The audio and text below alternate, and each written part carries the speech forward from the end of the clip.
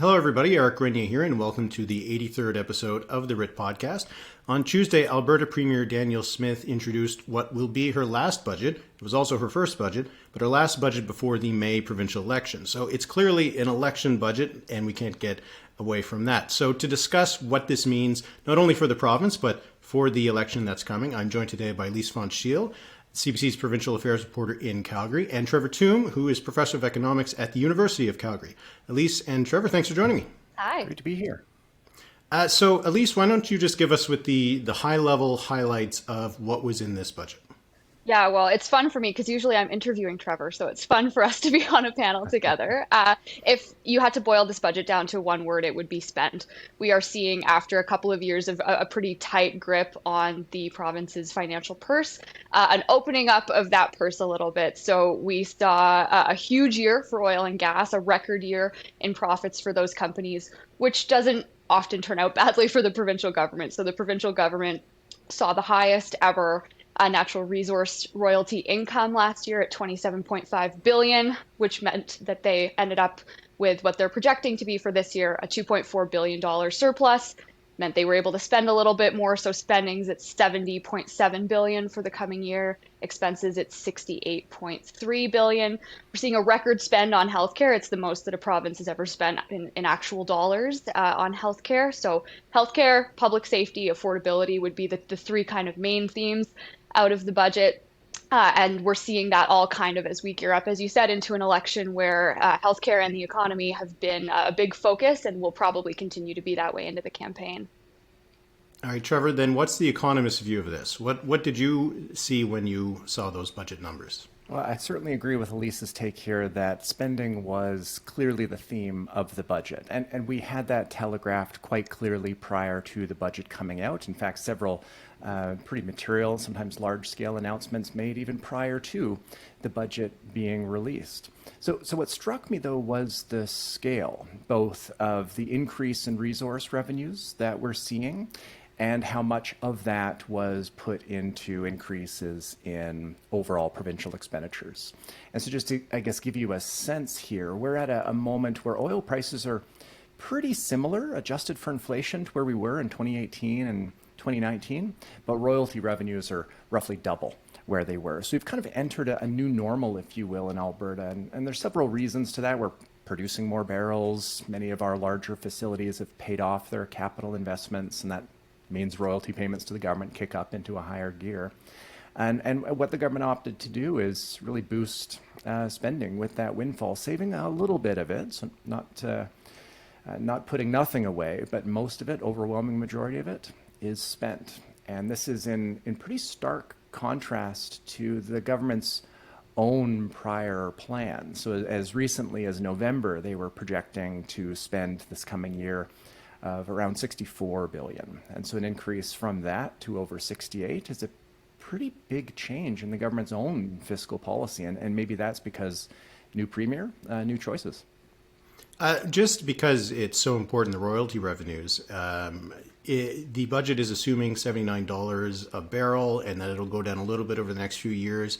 Often, it's these assumptions that are what everything's based on and whether they're reasonable or not. Is this a reasonable assumption that the government's making? Well, with the caveat that who knows where oil prices will go, it is reasonable in the sense that it aligns with other forecasters. Even just this morning, the Parliamentary Budget Office coming out with some of its fiscal projections for the federal government, having oil price assumptions there that are broadly consistent with what the government of Alberta has assumed for its budget.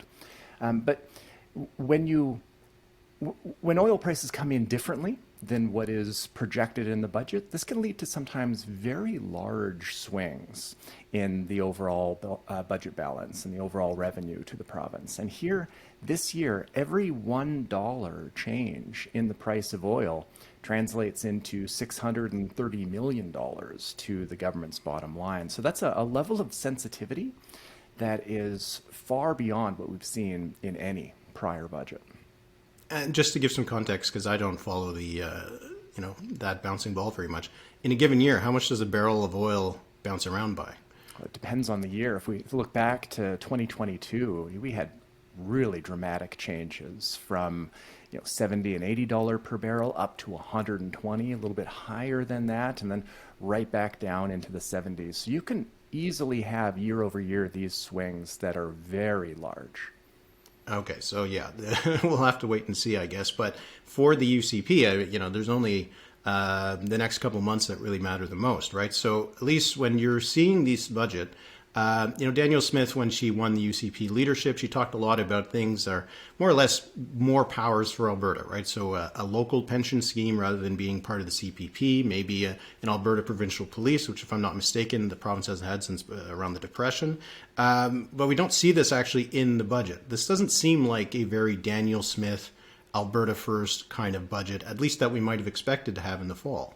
It may not seem like a UCP leadership candidate Danielle Smith budget, but it's an I'm premier and would like to stay that way Danielle Smith budget. And so I think that you can see those pivots. Even in the new year, has she talked about the Sovereignty Act of her own volition once? There's nothing in this budget about the pension plan. And when we asked the finance minister what we might be seeing, there's not a lot of answers as to the timeline. The Globe and Mail, I think, had reported that they might not even look at that until 2024. So this could be a ways into the mandate if they happen to win re-election. We know it's a little bit of a sticky issue with the public. The polling on it is not super, super strong.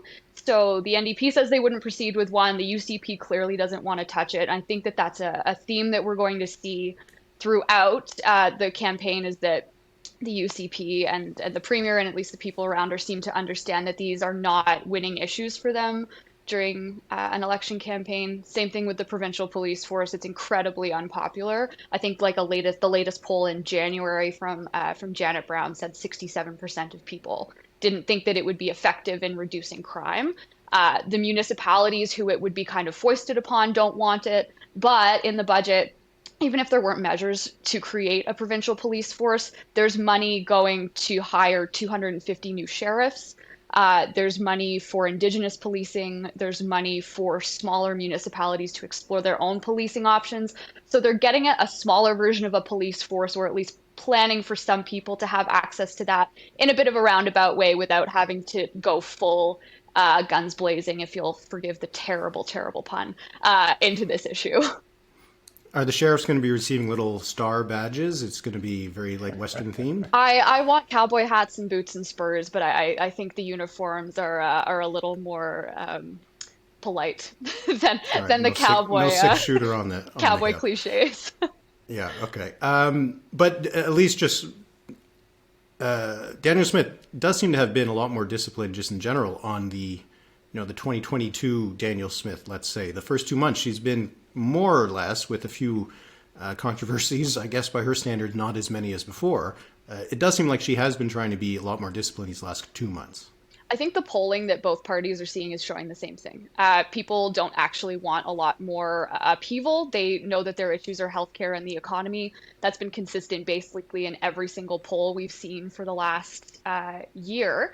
And you can see nods to that in the budget. Like healthcare is typically a thing that the NDP is strong on.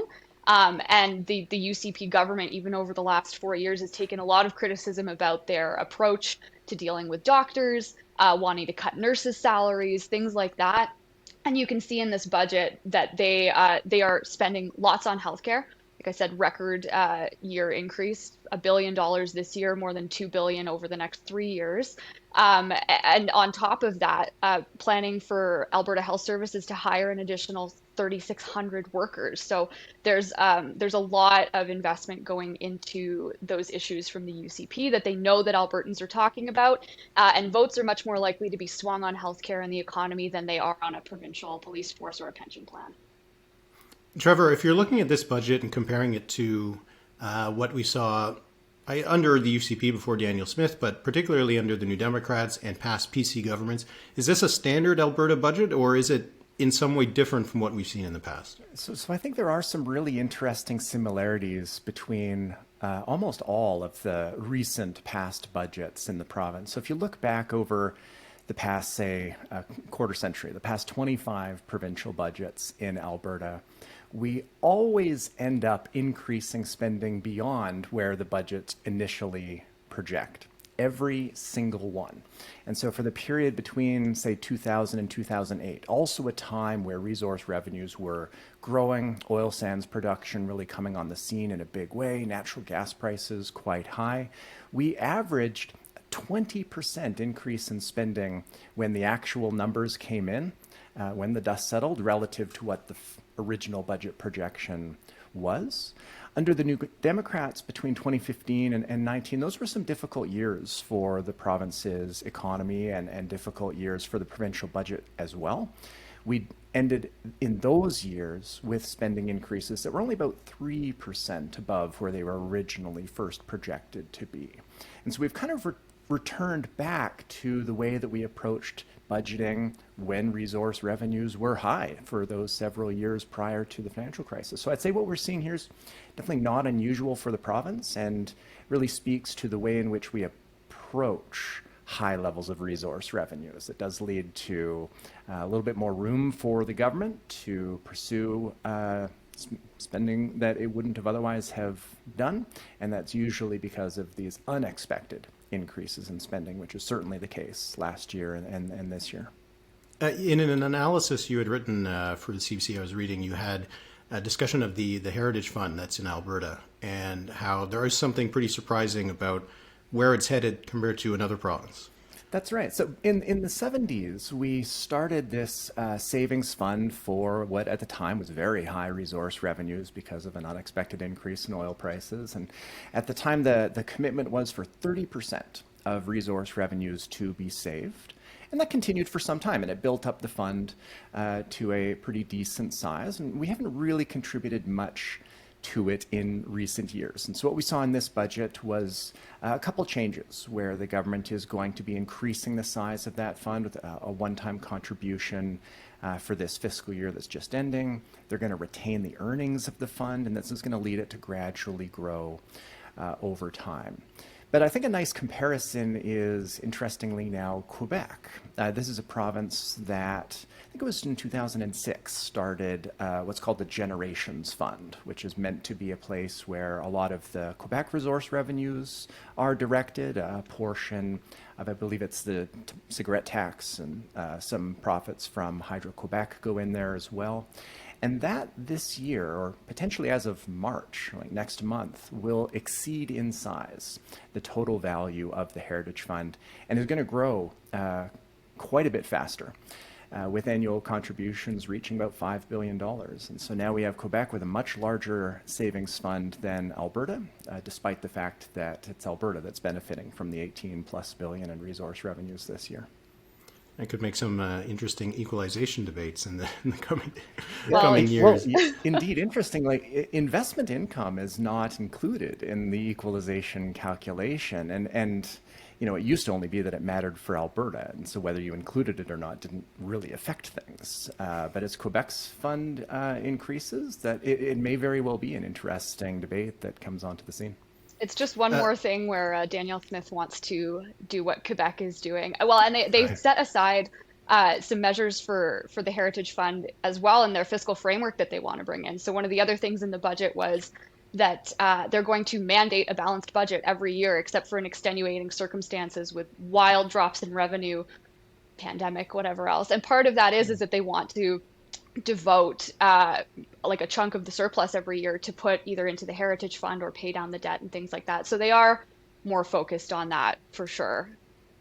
Yeah, it's a balanced budget if necessary, but not necessarily a balanced budget. Exactly. Right? Balanced budget when it's convenient. And the triggers here are interesting. Revenue doesn't need to fall that much for them to have an allowable deficit. So it's not a pandemic level extreme negative shock. If revenues for the year are just 500 million less than projected, then a deficit is allowable. And so I think a lot of what was put out as a balanced budget requirement is much more about the communication strategy of the government than a real change in fiscal policy making in the province. Elise, you mentioned it before, lots of spending on healthcare funding, and recently Alberta joined what's now the majority of the provinces in figuring out a deal with the feds in terms of healthcare funding. So it does seem at least this could be the UCP's attempt to try to take healthcare funding a little bit off the table going into the election campaign, because it's not really an issue they want to talk about as much as the NDP does, right? Well, I mean, I think they have some strong things to go into an election campaign off of in this budget because they were able to increase spending. I think the interesting tell on this and how it might be used during the campaign is how we see the NDP respond to the budget. There's been a lot talking about it being essentially Rachel Notley called it a phantom budget, saying, we'll spend all this money now, or say we'll spend it. We won't see what it will cost until after the election, or them calling it the most expensive summer ever. Which is an interesting line of criticism, considering that the NDP's critiques over the last couple of years have been that not enough was being spent and that money wasn't going to the proper places. And so the fact that they haven't drilled down too much criticizing specific pieces of the budget, I think indicate that they need a bit of time to find something that will be a winning attack, because it's pretty hard to criticize a government for spending when you've been asking them to spend for the last little bit. That said, polling does show the NDP is much stronger on healthcare. I think that is, from the strategists that I talked to, that is their winning issue, and that will be what, if they're successful at the end of May, they win on. The UCP doesn't necessarily need to talk about healthcare as much, and what we've seen strategists on their side pivoting to is actually talking about the just transition or the sustainable jobs program. And that's where they think the win is, that they can stand up for workers and stand up for the economy and continue to, go after Ottawa for whatever long list of grievances they decide to attribute to Ottawa. And it's funny because they seem to be walking this line between taking the dollars from Ottawa but continuing to criticize it. And I'm not sure how much of that, on one hand, but also on the other, is actually getting picked up by voters. I mean, that's a tried and true formula. We've seen it in Quebec as well, right? So take the money and it's still not enough, right? So, but Trevor, if you're looking at it, maybe not as an economist, but, if you're just someone looking at in terms of politics, when you see the priorities that the budget puts on in terms of spending, what comes out to you? Are these political priorities, or are they, budgetary priorities? So Alberta, like every province in Canada, has its operations really dominated by healthcare in particular, of course, also education, both primary, secondary, and post-secondary. So those three ministries by far account for most of what provinces do, and we're seeing really material increases in those areas. Health, I think we're going to see every single provincial government increase the amount that's spent on health, just because health systems have been under such intense strain, combined with us now being at a time of a pretty rapidly aging population, so increased demands on the system, and the federal transfers to really help facilitate some of that spending increase. So that's, in Alberta, I think that's kind of a legitimate priority that all governments will be responding to. But uniquely in Alberta, we also have another demographic challenge on the younger side of the age distribution. We have a kind of a big bulge of individuals coming out of high school now that's going to increase by about a third the overall demand for post-secondary space over the next decade. And so I think what we've seen in this budget and with some of the announcements are expanding the capacity of that system a little modestly at first, but that's going to be necessary to just literally provide the space for the children that we know are going to come onto the scene pretty quick. And so absent those spending increases here, then that would risk individuals leaving to other provinces, and that makes it less likely that they might return and be a part of Alberta's labor force. And so I think that's also a legitimate source of pressure too. So, I wouldn't want to offer a critique of particular spending choices that they made. I guess I'll leave that to others. I guess the politics is interesting here just because it is such a sharp contrast to the government's own prior policy choices. Elise, as well, we've been talking, and you and I have talked about it a number of times, how Calgary is going to decide the election, and it's going to be all about Calgary. Does the budget reflect that? Is there anything specific that is a bit of a tell that the UCP is trying to, shovel some money towards Calgarians in the hope of getting more votes? More than 1.6 billion specifics. There's over the next 3 years is a little over 1.6 billion that will be spent in around Calgary on infrastructure projects. That's roads, LRT, highway improvements, like things like that. So yes, there is a spending focus here. Although, like, I wouldn't say that Edmonton necessarily got left out either. Edmonton did get a decent chunk of money for its own public transit and things like that are going on.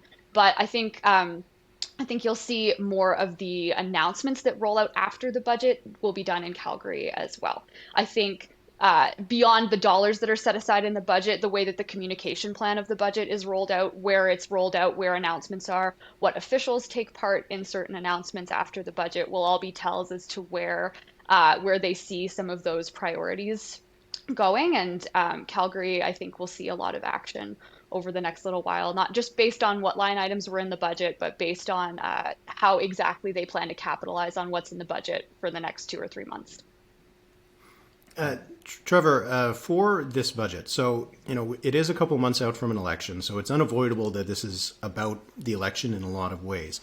But when you're looking at it, are there choices in this budget that's been made that are very clearly very short-termism, that by 2024, if it is Travis Taves who is the finance minister again, and it's an open question if that he'll run again. I don't think he's nominated just yet. But are there choices that are going to have to be made in 2024 because this is a short-term budget in the sense of just the next 2 months? Or is this a longer-term plan that, while it might not be, really well thought out in terms of its long-term vision, is not necessarily going to put any, handcuffs on the next finance minister in about a year?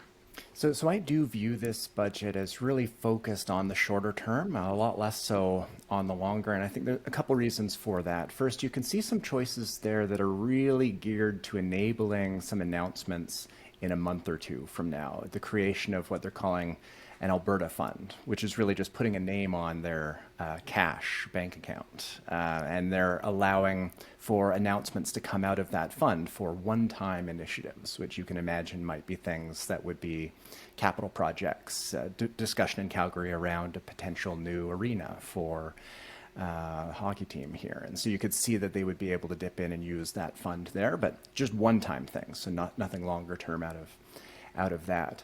And then the reliance on resource revenues is a big tell on it being a short-term oriented budget. We previously needed about $70 per barrel for oil prices in order to balance the books, and now we need about 75. Right, so they've really leaned much more heavily on resource revenues, which are incredibly volatile. And they're only going to grow a little more volatile in future years. By 2025, I estimate that each $1 change per barrel in the price of oil will be about $850 million to the government's bottom line. So while things look okay now, at least for the short term in terms of where oil prices are, we're almost surely going to have a change in prices that are really going to affect future finance ministers in a big way, either up or down, depending on what's leading prices to move. So the handcuffs that have been placed on future finance ministers is this now much higher reliance on a volatile revenue source. And it is Trevor, a budget. Yeah, go ahead. I was just going to say it is a budget without a narrative, which again leads into the fact that it's a pre-election budget. Like even budgets under Jason Kenney was, protecting lives and livelihoods. You think to the federal government and middle class and those working hard to join it. This budget is a lot of money thrown at pretty much everybody, but not much that speaks to longer term goals in the sectors that it targets with the money. That does make it a bit harder to sell. Although if you're on the campaign trail and you have something for everybody, maybe that's a way to go. But when you have a lot of priorities, you tend not to have any priorities, right? So that can be a bit of a problem on the election campaign if you don't have a single message that you can take to the voters. But if you can please everybody, then presumably that'll be good news. But Trevor, I just wanted to, because it was a bit of a coincidence that British Columbia also had a budget coming out on the exact same day as Alberta. Obviously, not an election is forthcoming in BC, and I know that your focus is primarily on Alberta, but was there any compare and contrast between those two budgets in the two neighboring provinces run by very different governments? Yeah, I think there's actually a lot of interesting similarities between the two budgets, not just that they were released on the same day. But BC is often a comparator province for Alberta. Certainly in the past few years, one of the priorities in Alberta has been to align spending levels here per person with what we see in other provinces. And it looks like this year we are spending roughly the same amount per person as British Columbia, even with the increase that we saw in this budget. So Alberta is pretty similar in that respect. And the choices and the constraints that each government faces are also pretty similar. So healthcare, for example, BC last fiscal year spent about $25.5 billion on healthcare, and Alberta coincidentally also spent about $25.5 billion on health, and both governments opted to increase health funding. BC, though, increasing it by much more, going to about 28.7 billion, give or take, on health. So increases in spending in both provinces and decreases in revenue. So BC is seeing a little bit of a decrease in revenue. They're going to have a modest deficit for the coming year as a result. Alberta also seeing a decrease in revenue, although for very different reasons. It's that oil prices are unlikely to be at the highs that we had last year, so it's resource revenues leading to the lower revenue for Alberta, and that did shrink our surplus quite a bit from over 10 to now just a little bit over 2. So both provinces kind of saw some similarities, although the underlying reasons for that swing are different. Elise, we'll just finish on this because budget came this week. The election is scheduled to be on May 29th. The official campaign start, I guess, is the end of April or the beginning of May. I'm not sure how long a campaign is in Alberta, but it feels like a long time now to happen in between. So what's the calendar going to be between now and Election Day? Well, there were a couple of rumors going around a few weeks ago as to whether they would drop the writ early so that they could run closer to the budget. And I didn't want to ask you that because I asked you every time. I know. I see you smirking. I know you want elections. So I think, and Trevor had mentioned this at the beginning, they rolled out a lot of announcements before the budget, which is a little bit unusual to see, but it is this pre-election positioning going on. Sometimes announcements can get overtaken by things in the budget once people get a chance to get their own eyes and sink their own teeth into it. You don't have the jump necessarily on people. So a lot of what they wanted to highlight came out before the budget. That said, they've already been working on a lot of healthcare reforms independently of the budget. We just had our update on that and on the changes or the improvements that they say have come to emergency room wait times, EMS wait times, and things like that. We're scheduled to get another report in a couple of months. So they've got these announcements kind of ready to be trickled out slowly, I think, to keep some of that momentum going on the announcements that they want. I think we'll start to see the NDP ramping things up in terms of messaging a little bit. They didn't release a shadow budget or an alternative plan either. So I was a little surprised at that we maybe didn't see them presenting some kind of written out alternative as to what they would be doing with a surplus and what they would be doing with the revenues and the spending. But I think this is what we're going to see is those themes in the budget, particularly healthcare and particularly the economy and setting up people for the coming year. Even though we saw inflation kind of tick down a little bit and it's expected to go down, people are still feeling the pinch. And a smart economist named Trevor, who I often refer to, will always say that sometimes the provincial books don't actually reflect the state of the economy and that it's difficult to draw parallels between the two of them. And so I will be interested to see as the election gets closer what the messaging is and how what the internal conversations are like around government policy match what people are seeing in their wallets and in their day-to-day lives. All right. Well, I guess the countdown's on, and eventually there'll be an election. Apparently May 29th. We'll see, I guess. The final verdict, I suppose, will be delivered by voters on whether they like this budget or not. So, Elise and Trevor, thanks so much for joining me. Really appreciate you kind of tearing it apart for me. Really great to be here. Thanks for having us.